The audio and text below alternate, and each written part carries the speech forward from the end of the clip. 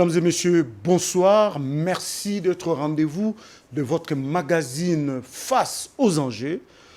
La planète Terre est en train de subir des transformations, de perturbations depuis un certain nombre d'années.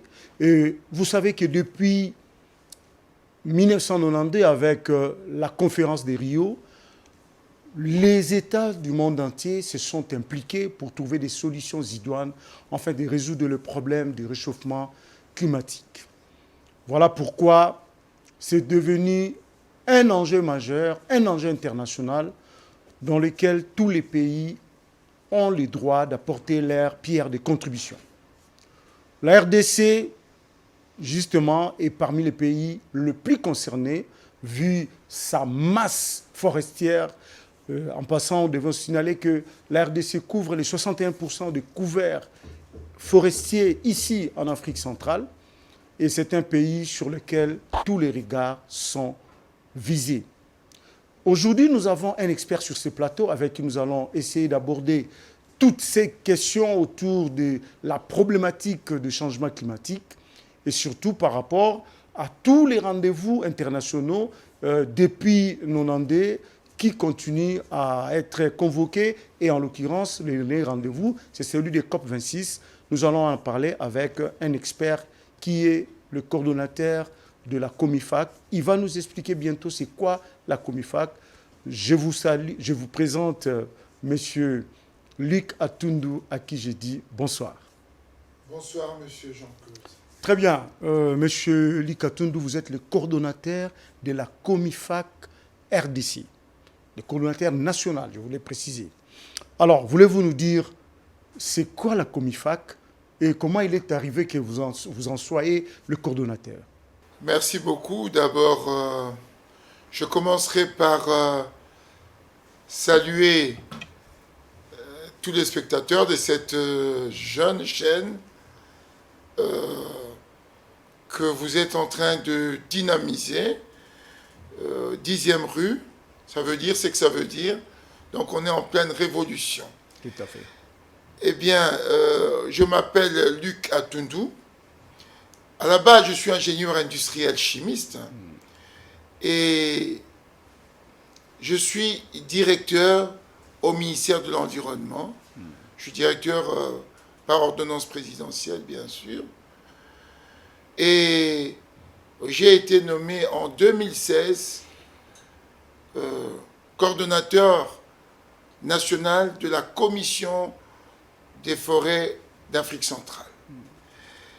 Cette commission a été créée sur l'élan de la conférence de Rio dont vous parlez, en 92, pour parler belge. Et 7 ans après cette conférence, qui a vu évidemment la création des 3 grandes conventions, la Convention cadre des Nations Unies sur le changement climatique, la Convention sur la biodiversité, ainsi que la Convention sur la désertification. Ici, nous sommes dans le cadre de la Convention sur le changement climatique. Tout à fait. Et bien, à l'issue de cette conférence de Rio en 92, il y a eu un constat. Le climat, la perturbation du climat joue un rôle transversal sur tous les écosystèmes. Et cette perturbation est essentiellement due à l'action anthropique, c'est-à-dire à l'action du développement de l'homme sur Terre. Tout à fait. C'est ce qu'on a pu retenir. Et on a aussi identifié des sources d'atténuation, des pistes de solution, notamment le rôle joué par les forêts dans la séquestration de CO2, dioxyde de carbone, qui est le grand élément perturbateur. Non, pas du tout. Ce n'est pas perturbateur. Dans la nature, sans CO2, on n'allait pas vivre, Parce que le CO2, c'est l'élément constitutif des arbres. Ouais. Donc c'est l'excès maintenant, Voilà. lié à l'activité de l'homme, qui augmente la couche de gaz à effet de serre et donc ne permet plus à la Terre de maintenir une température viable pour les écosystèmes. Voilà. Très bien. Donc, vous êtes coordonnateur national de la Comifac. Quelles sont les missions allouées ou dévolues à la Comifac? Bon, la question est large. C'est la première fois qu'on parle de la Comifac. Il faudra quand même que je précise que c'est une institution qui a été créée en 2005 à Brazzaville à travers la signature du traité signé par les chefs d'État, les 10 chefs d'État d'Afrique centrale. Et à la base, il y a eu en 99 une prise de conscience politique des dirigeants, des présidents d'Afrique centrale, sous le leadership du président, son Excellence, Monsieur le Président Paul Biya, pour gérer de manière concertée toutes les problématiques qui concernent l'environnement. Et maintenant, avec les thématiques émergentes, il y a le climat. Et ils ont amené cette déclaration de Yaoundé en 2000 à l'Assemblée générale des Nations unies, qui a acté et reconnu le rôle central des écosystèmes forestiers d'Afrique centrale dans l'équilibre écologique de la planète. Donc il y a un intérêt planétaire. Et à partir de là, s'en est suivi d'abord la signature d'une résolution 54/214. C'est donc un acte fort, pour ne pas dire l'acte suprême au plan juridique et politique des Nations Unies. Et il y a eu un processus long qui a abouti donc à cette signature d'une commission qu'on appelle la Commission des forêts d'Afrique centrale, Comifac, en 2005. Et ce traité était assorti d'un document programmatique, parce qu'il faut le dire, la Comifac est née de la volonté des chefs d'État, c'est une volonté politique, et concrètement, il fallait maintenant faire un montage institutionnel et accompagner ce montage d'un document de travail, un document programmatique. L'architecture institutionnelle de la Comifac se présente comme suit. Il y a l'organe suprême qui est le sommet des chefs d'État. Il y a l'organe de décision qui est le Conseil des ministres. Il y a l'organe de mise en œuvre au niveau de la coordination sous-régionale qui est le secrétaire exécutif. Et par après, évidemment, pour l'ancrage national du processus Comifac, il y a eu la création d'abord de postes de coordonnateurs nationaux, et puis finalement qui a évolué vers les coordinations nationales, qui est un bureau de mise en œuvre de ce plan de convergence. Le premier plan de convergence allait de 2005 à 2015. Il y a eu une série d'évolutions, comme j'ai dit, avec des thématiques émergentes dans le climat, le genre, et s'en est découlé alors le plan de convergence de la deuxième génération, qui a 6 axes d'intervention prioritaires, un axe sur l'harmonisation des politiques forestières environnementales, ça c'est l'axe principal. Il y a un axe sur la gestion durable des forêts. Le troisième axe est sur la gestion, la conservation durable de la biodiversité. Le quatrième axe concerne la lutte contre les effets du changement climatique. Nous y sommes. Et le cinquième axe, ça concerne le développement socio-économique et des partenariats multi-acteurs. C'est là où on retrouve la société civile, c'est là où on retrouve le secteur privé, les ONG impliqués dans les questions environnementales et forestières. L'axe 6 concerne un domaine que nous devons, en tout cas en principe, mieux considérer que maintenant, c'est le financement durable. Les financements durables, c'est quoi en fait? Quand vous avez une structure comme la Comifac qui n'a pas d'usine, qui n'a pas d'activité commerciale, il faudra bien que cette structure puisse fonctionner. Et donc, il faut chercher des mécanismes de financement qu'on appelle les financements durables. Et cela passe par la recherche des financements. Ici, en RDC, chapeau bas au gouvernement qui a doté la coordination nationale des moyens suffisants budgétaires, ce qui fait que nous sommes les leaders ici en Afrique centrale sur les 10 pays. Et nous servons d'exemple. Et à côté de cet appui du gouvernement, l'appui budgétaire, nous avons des partenaires techniques et financiers, nous avons d'autres mécanismes, les labellisations, enfin, les sponsoring, tout ce qu'il y a comme opportunité pour faire intervenir les acteurs intéressés ou impliqués dans les questions durables. Très bien. Gestion durable. On a compris. On n'a pas compris, on n'a pas fini, parce que maintenant j'en viens à vous. Oui. Il y a 3 axes transversaux. Ouais. Ce sont des axes d'appropriation des possibilités. Vous avez parlé de 6 axes. D'intervention prioritaire, ce sont des axes techniques. Tout à fait.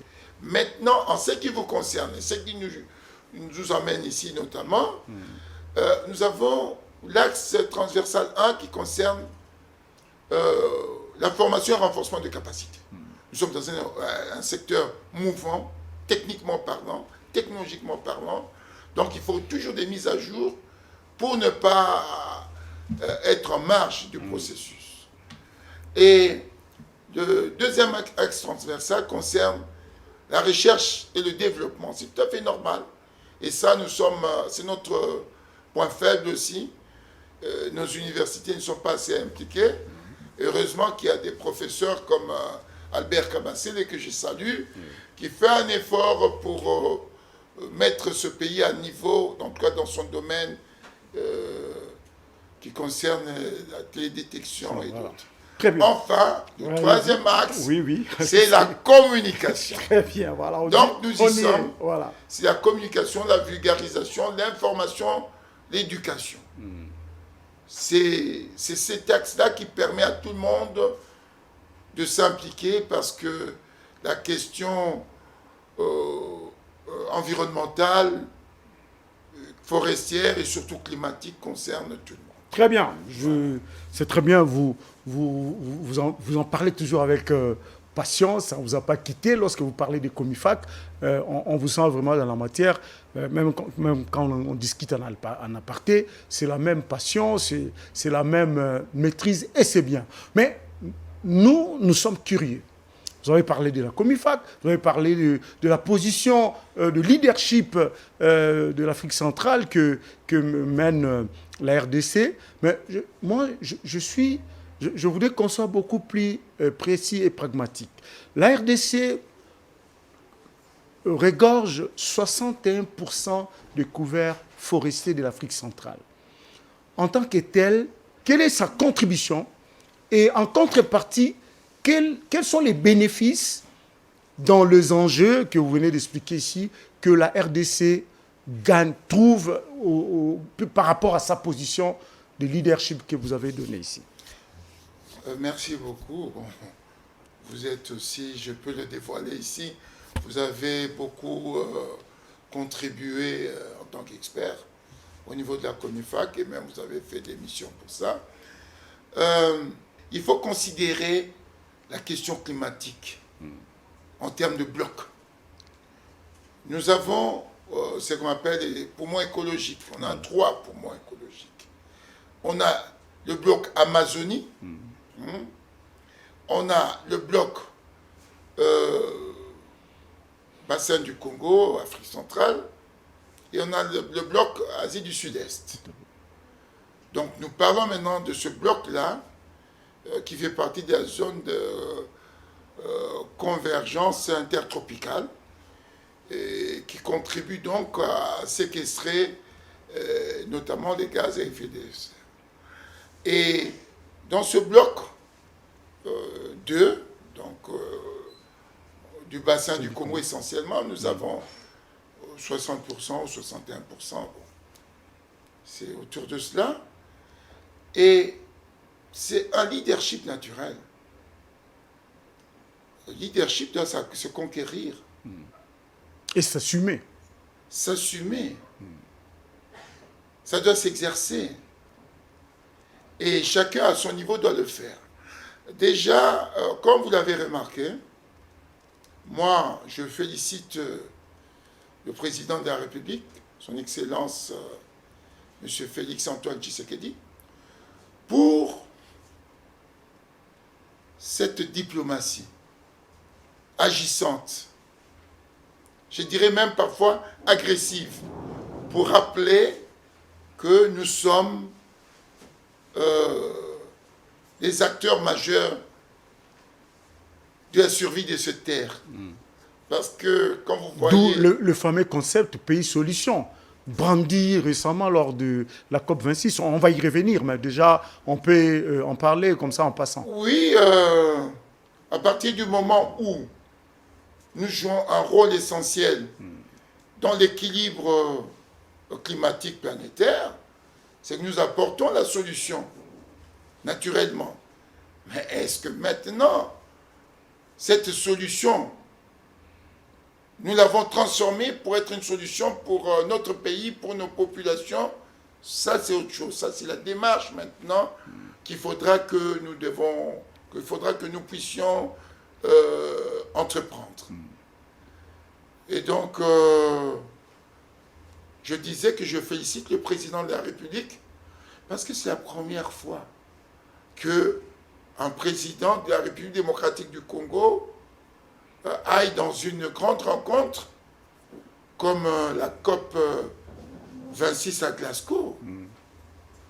Et on a été à Paris, à la COP 21, où d'ailleurs j'étais secrétaire technique. Il y avait un ministre des Affaires étrangères qui n'avait pas droit à la parole. À côté des autres présidents. Ah oui, c'est la conférence des présidents. Tout à fait. Enfin, et des chefs de gouvernement, pour certains. Et en plus de cela, il venait, il a profité de sa casquette de président de l'Union africaine. Il a été à la grande messe des grands de ce monde. Il a porté la parole, la voix de l'Afrique, et spécifiquement, certainement aussi, la voix de la RDC, son pays. Et dans le même élan, il est arrivé à Glasgow, et maintenant... Là, vous êtes en train de parler de l'étape de G20. Oui. Et maintenant, lui fait sa part. Lui donne les orientations. Il pose les jalons. À nous maintenant de nous approprier cette vision et de la matérialiser. En tout cas, nous, au niveau de la coordination nationale des forêts d'Afrique centrale, dont je suis le coordinateur national, nous faisons en sorte que le leadership naturel de la RDC soit toujours maintenu, et par rapport aux autres collègues, nous sommes pris toujours en exemple.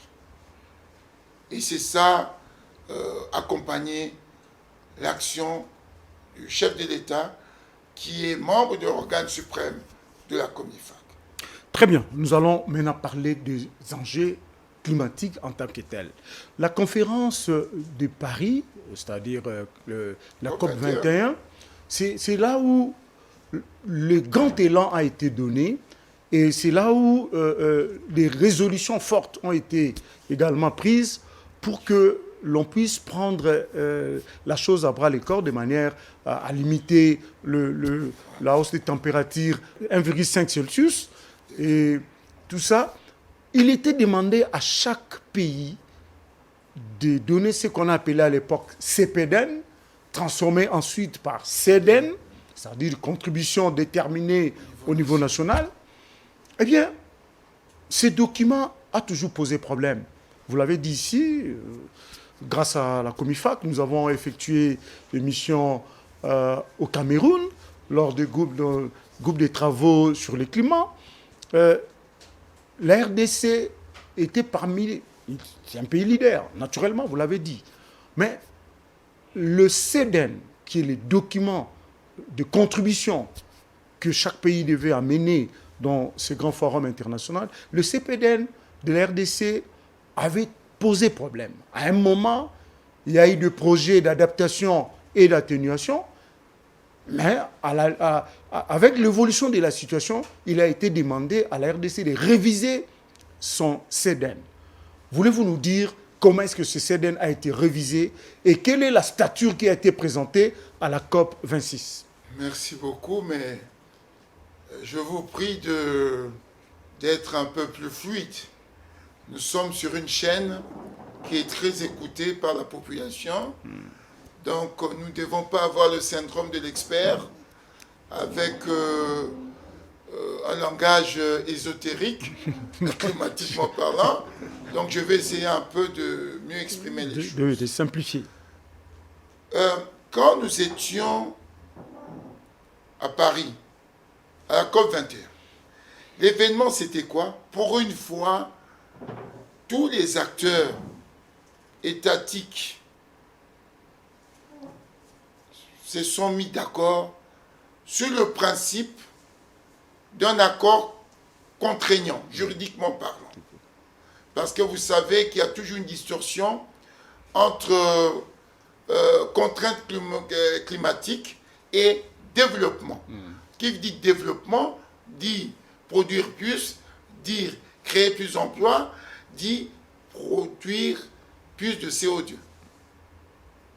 Alors que nous voulons que les émissions soient réduites. Cette réduction, vous l'avez dit, se fait de deux manières, soit par l'atténuation, notamment par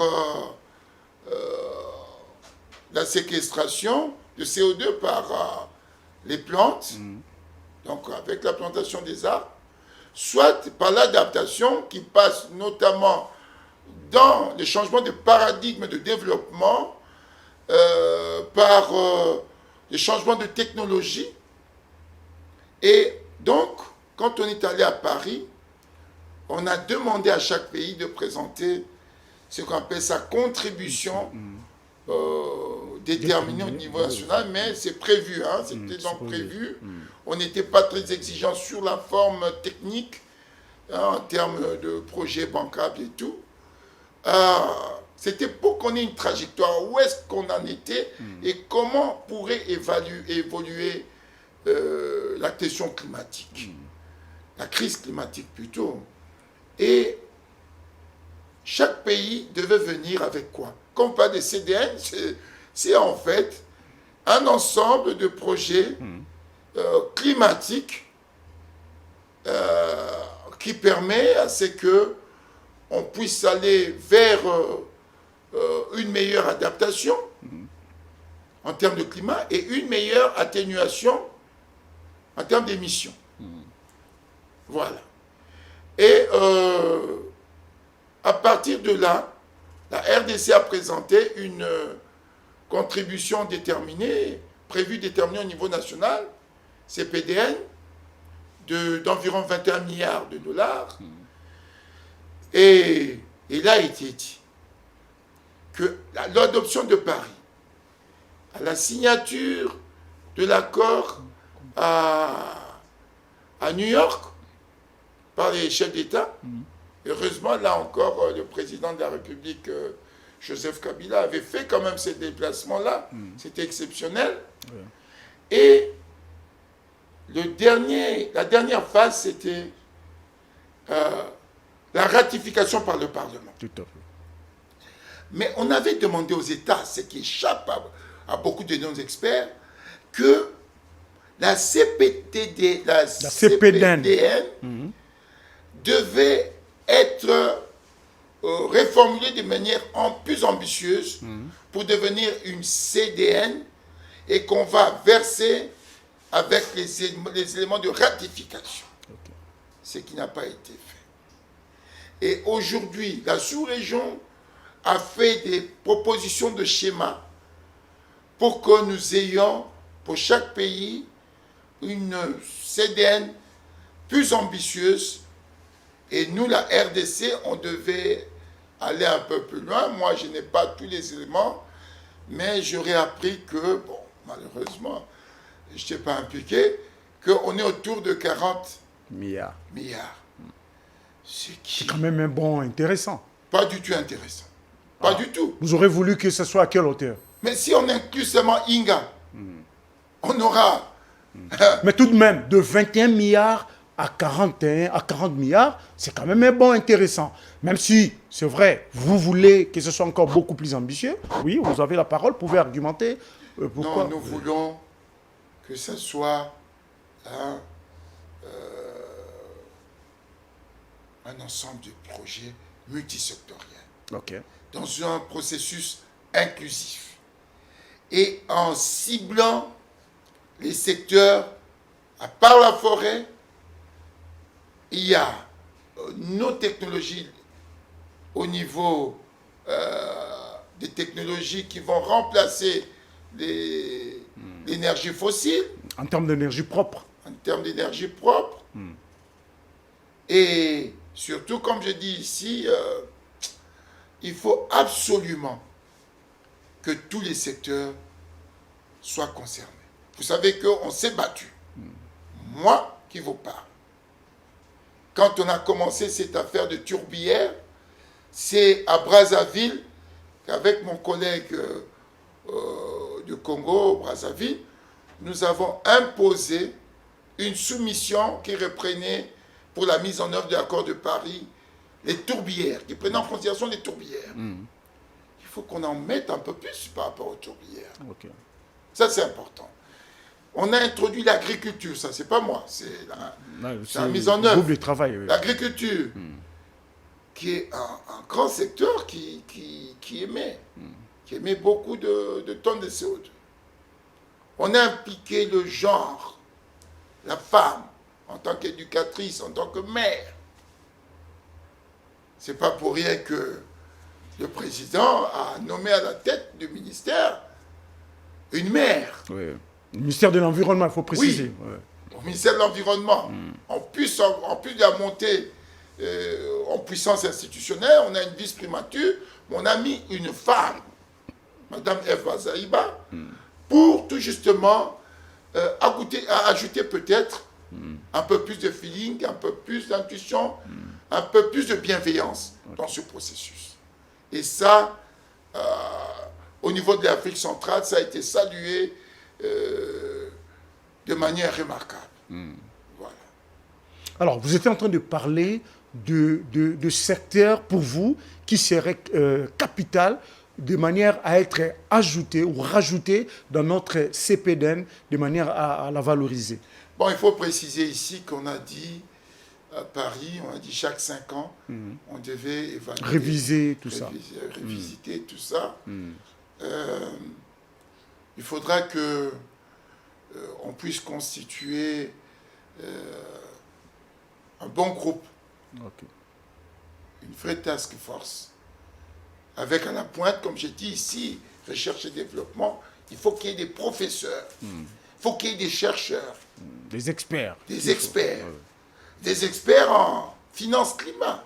Oui. Hein? On parle de, je vous ai pas d'Axis, financement durable. Tout à fait. Donc il y a tout un travail. C'est que moi je pense que la sous-région peut apporter à notre pays, c'est la méthodologie, c'est les champs d'expérience et la mutualisation des efforts pour qualitativement améliorer nos CDN. Très bien. Donc, les prochains CDN, nous pouvons impliquer vraiment de manière consistante nos atouts. Et là, on peut arriver à 200 ou 300 milliards. C'est pas impossible. D'autant plus que, n'oubliez pas l'engagement des États, et ça, avant qu'on ne discute sur l'histoire, quels sont les enjeux, des COP et tout ça, il ne faut pas qu'on oublie de rappeler l'engagement pris par les pays développés de financer à hauteur de 100 milliards chaque année. Chaque année pendant 5 ans. Oui, à partir de 2020, oui. Bon, bien, chose qui n'est pas encore très concrète. Ce n'est pas encore mis en œuvre. Voilà. Moi, je crois que on ne pouvait pas trop s'éparpiller, qu'on se concentre déjà sur ça, et qu'on voit qu'est-ce que nous allons capter dans ces 100 milliards en tant que leader. Oui.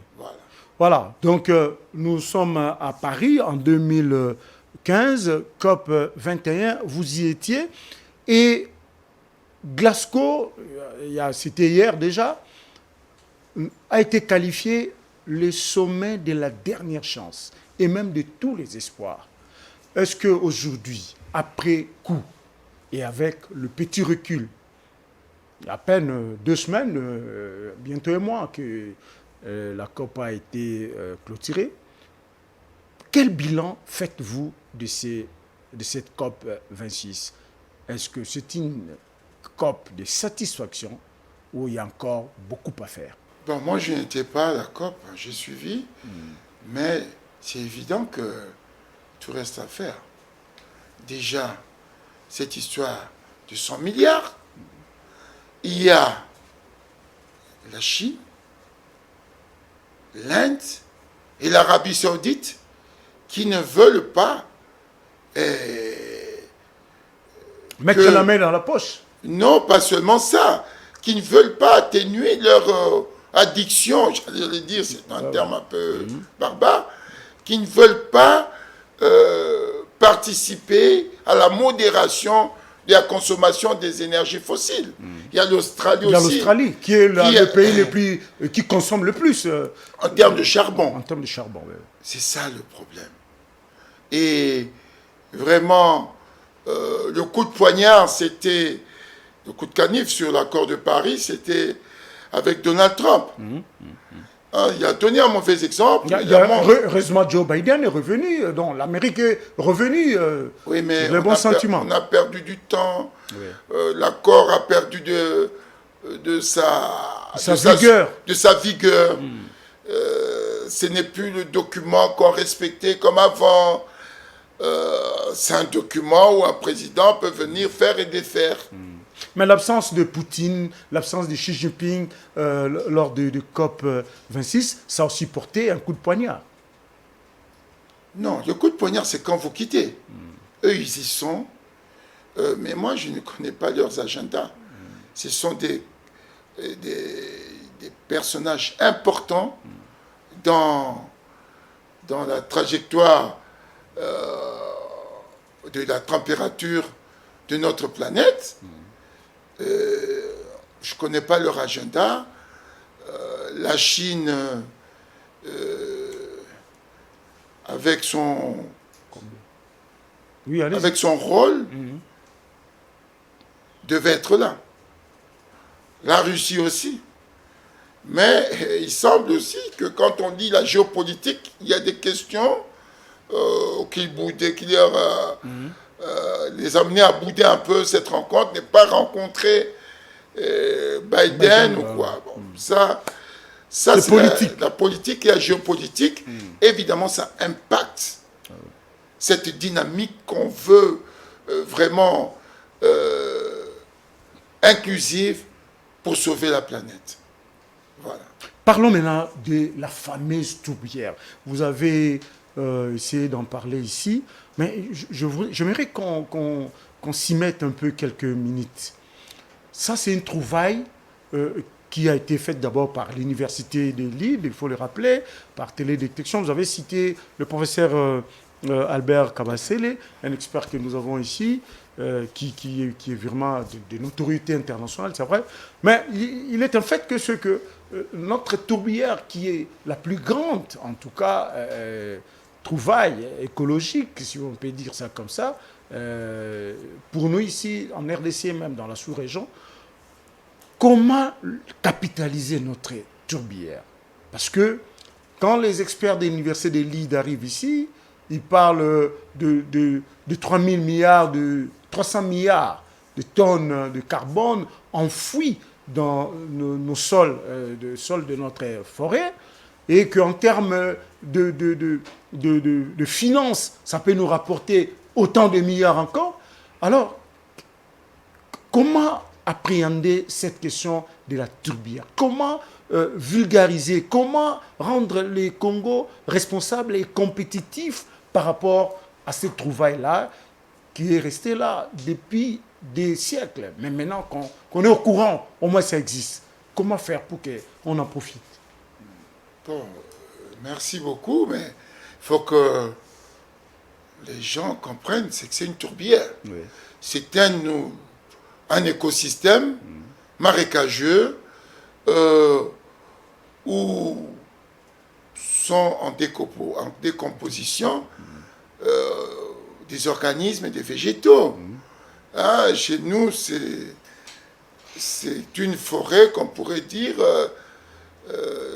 avec des poteaux et tout ça. Tout à fait. Et qu'est-ce qu'on a découvert? On a fait quelques sondages. C'est un peu comme dans le pétrole. On a fait quelques sondages. On s'est rendu compte, en estimation, que la masse de tonnes de carbone séquestrées là-dedans était considérable. Ouais. Très important. On parlait de 3 ans d'émissions globales, on parlait de 20 ans. Mais laisse-moi vous dire d'abord que ce ne sont que des petites estimations. On n'a pas la cartographie des tourbières. Exactement. Il faut qu'on aille sur place. Okay. Il faut que nous impliquions. C'est comme dans les domaines pétroliers. On peut faire tout ce que vous voulez, géolocalisation, détection et tout, sismique, tout ce que vous voulez, mais il faut qu'il y ait le forage. Il faut qu'ils aillent faire le sondage. Il faut vraiment que nous puissions investir, demander des investissements pour que nous puissions d'abord connaître quel est le volume exact de gaz qui est séquestré, le carbone, comme on dit. À part qu'on ne connaît pas le volume exact de notre biomasse, de notre forêt. Ça, nous avions quelques petits projets au niveau de la Comifac en termes méthodologiques, avec des équations allométriques, c'est savant et tout ça, mais nous avons un maillon faible. Nous ne faisons pas la recherche. Okay. Et nos étudiants, leur sujet de recherche, c'est devenu des banalités.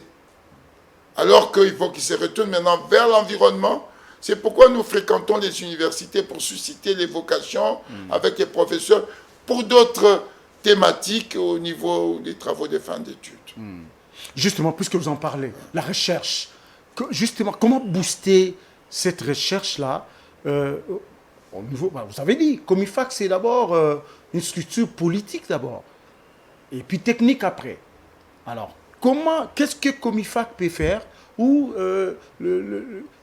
quels moyens ou quels sont les actes à poser au niveau peut-être des gouvernants ou peut-être au niveau de la société civile, parce que vous avez tout un axe là qui concerne aussi la société civile, pour que cette affaire soit prise en compte de façon sérieuse et consciente?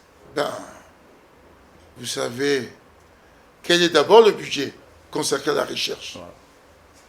Quel est le niveau, notre niveau scientifique? Quel est notre niveau scientifique? Est-ce que les professeurs sont renouvelés? Est-ce qu'on fait comme avec la Chine et d'autres pays, des échanges, des étudiants qui vont approfondir d'autres technologies. Je crois qu'il faudra que nous puissions, puisque c'est à la mode, qu'on fasse des états généraux de recherche. Ok. C'est très important. Il faut que le ministre en charge de recherche ne puisse plus travailler dans la recherche comme on faisait à l'époque, recherche scientifique comme ça. Il faut que ce soit maintenant une recherche orientée vers des secteurs précis, comme pour le climat. Il faut qu'on fasse le point. Où est-ce qu'on en est sur les tourbières, sur les équations allométriques à appliquer sur nos forêts? Où est-ce qu'on en est sur les questions d'agriculture écologiquement rationnelle? Même la gestion des déchets. Gestion des déchets, on allait l'oublier. Ça a été aussi intégré dans l'accord de Paris. Donc, la question est hautement complexe. Et je pense, comme j'ai dit ici, le président de la République a fait sa part. Tout à fait. Il a donné... En lançant ces concepts-là, RDC Pays Solutions. Non seulement ça, dans le concret. Il est présent là où il doit être. Ouais, justement, c'est là où il a parlé. Et il booste. Il nous montre le schéma. Lui, c'est la conception, les orientations. Maintenant, à chaque ministre, sa propre... Mais là, c'est le Premier ministre qui doit chercher les passerelles de collaboration avec des objectifs bien précis. Le problème de notre pays, et surtout des pays africains, nous sommes en Afrique centrale, c'est le manque de planification. Nous n'avons pas la Comifac nous donne l'occasion d'avoir un document programmatique. C'est-à-dire, chaque année, on dit, voilà... Le fameux plan de convergence. Plan de convergence. Oui. Et il faut que nous puissions, comme on l'a fait, on l'a décliné au plan national et au plan provincial. Il faudrait que les administrations puissent s'approprier cela. On ne peut pas faire autre chose. Moi, je cherche les moyens pour qu'il y ait vulgarisation. Et vous en souffrez visiblement parce que comme IFAC, avec tout ce qu'elle a comme plan de convergence, avec ces 6 axes transversaux que vous venez d'épingler ici, comme IFAC, dans la tête des Congolais, c'est pas connu. Non, mais nous y sommes. Oui, mais voilà. Qu'est-ce que je fais ici? Justement. Sinon, prêcher. C'est un bon départ. Prêcher la bonne parole. C'est un bon départ. Non, mais déjà, non, il y a déficit de communication. Non. Vous voyez la faiblesse de l'environnement. C'est que les gens gèrent l'environnement comme ça. Maintenant, l'environnement est transversal. Moi, je suis en train de préparer un plan de communication. Okay. Pour que la communication ne se fasse plus de façon erratique et improvisée comme ça. Il faut que ça soit un plan avec des objectifs bien précis. Et puisque nous avons un outil de suivi et évaluation, je peux apprécier quel est le niveau de pénétration au niveau de la population de ces processus comme l'IFAC. Et surtout, comme je l'ai dit, il faut approcher les universités. Voilà. Ils sont concernés, les jeunes. Ils doivent être acteurs parce qu'ils sont déjà victimes. Ils doivent être acteurs. Et évidemment, chacun fait sa part. Très bien. La RDC, scandale géologique connu, scandale hydrographique connu. Maintenant, la RDC se révèle être un scandale écologique ou même environnemental de façon générale. Cela ne va-t-il pas nous causer des problèmes? Parce qu'en tant que scandale géologique, les guerres que nous avons ici, ça explique cela. En tant que scandale, je dirais même en termes de forêts et même de faune, il y a des guerres, même nos parcs sont pratiquement pris en otage par des groupes armés.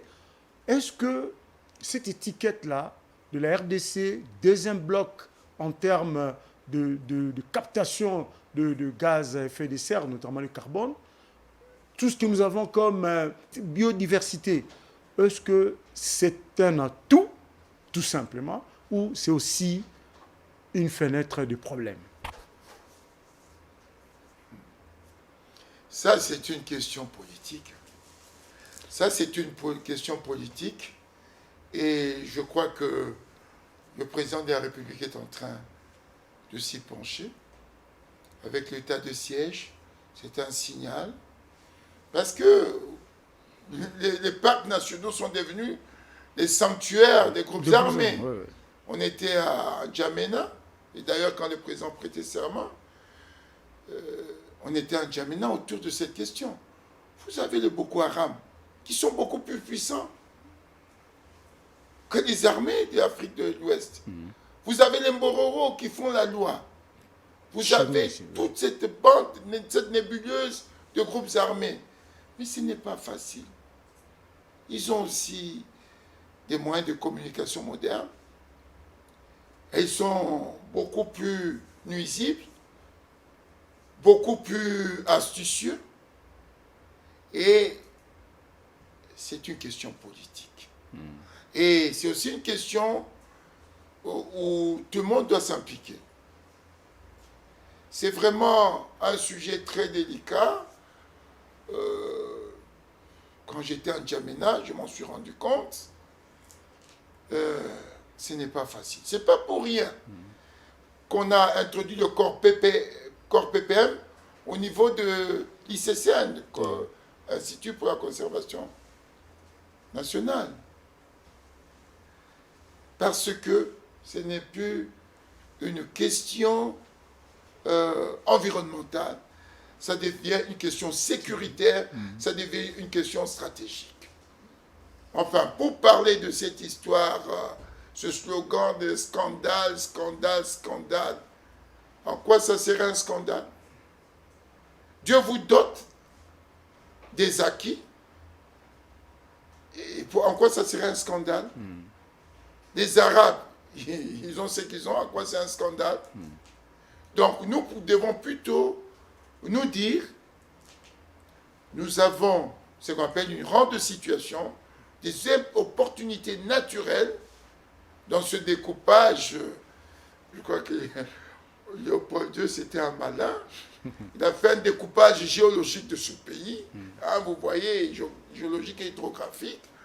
C'était certainement, il croyait qu'il allait rester là pour toujours.